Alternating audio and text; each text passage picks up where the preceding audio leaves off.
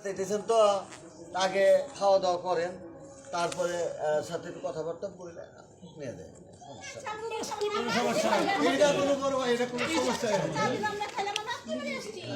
না খাওয়া দাওয়া তো করাই লাগবে,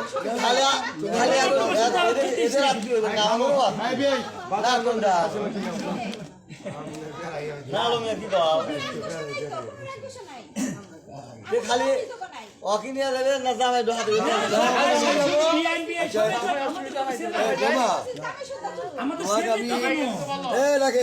আমি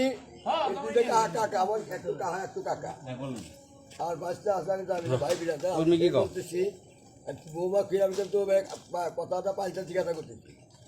আমি আমার হতো নিয়ে এই নিয়ে কিন্তু কিছুই না আমার বাচ্চা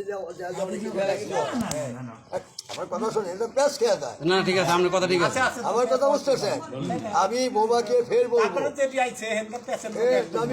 আমি কথাটা ফের বৌমাকে বলবো যে বৌমা তুমি পাক করতে গেছিলে, তোমার সাথে কোনো যদি কেউ খারাপ আসর কোনো কিছু আগুন দিয়া থাকে, কিছু বইলা থাকে, কিছু কয়া থাকে, কিভাবে কি হলো টাঙ্গাইল গেলে কিন্তু তোমার কিন্তু আর পিঠে সামনে থাকবো না। আমি তোমার এখনো দর্শনের সামনে তোমার বলতেছি যা কোবা এখানে কোবা বাসায় কোনো কথা থাকে না বলো। আচ্ছা তাহলে তোমার আগুনটা কিভাবে জ্বললো ফের কথাটা বলো, আবার বলো। কি করছি তিতির সাথে আমি লাউ শাক বানাইছি, বানানো আবার গেছি দেখি হয় নাই ভাত, পরে আবার ঘরে আইসি, ঘরে থেকে বাসন নিতেছি ও একটা বাটি দাও, আবার ভাবছি যে আমি মাছ বার করবো, তাতে বকছি মাছ আর রাখবো না, পরেও গেছি খেতে, পরে আমি ভাতই করবো না মা বলতেছি, পরে শাক দিয়ে আমাকে দুজনের মধ্যে হাসাহাসি করলাম, বললাম তো আমরা এই শাক রান্না হয় না, তিতি বলতেছে বরমা রান্নার মতো খাই রান্না কেমন, আমি তাহলে সেদ্ধ করে নি, সেদ্ধ বসে না ভাতের মা গালতেছি পিস দিয়ে ওই তো আগের খইটা ফুইটা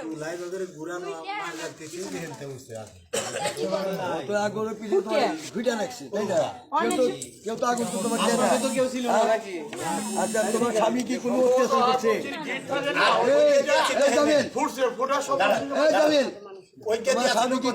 করছে?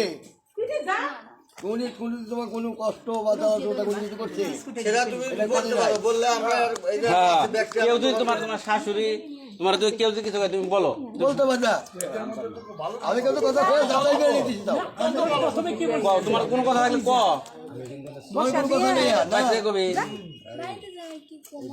না আমার সে আমি কিন্তু তোমার বাবা ওটা তোমার কি হয়।